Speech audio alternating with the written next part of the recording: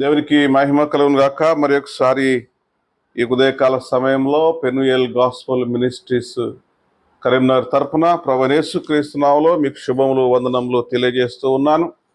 మరి దేవుని వాక్యంలో నుంచి ఒక్క మాట మనం ధ్యానం చేసుకుందాం. హెబ్రీలకు రాసిన పత్రిక 9వ అధ్యాయము 27వ వచనం ఈ విధంగా సెలవిస్తా ఉంది. మనుషులు ఒక్కసారే మృతి పొందవలనని నియమింపబడెను, ఆ తర్వాత తీర్పు జరుగును. అలాగుననే క్రీస్తు కూడా, యేసుక్రీస్తు ప్రభువు కూడా అనేకుల పాపములను భరించుటకు ఒక్కసారే అర్పింపబడి తన కొరకు కనిపెట్టుకొని ఉండు వారి రక్షణ నిమిత్తము పాపము లేకుండా రెండవసారి ప్రత్యక్షమగును.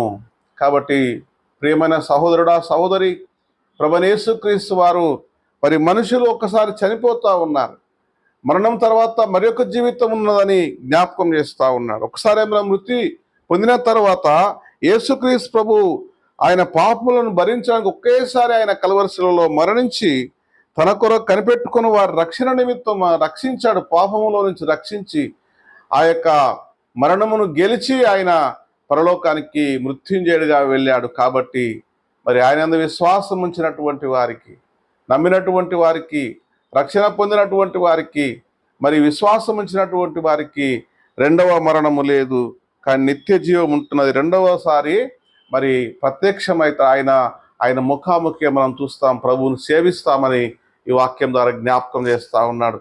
కనుక అట్లాంటి గొప్ప నిరీక్షణ దేవుడు మీకు అనుగ్రహించును గాక. God bless you. ఆమెన్.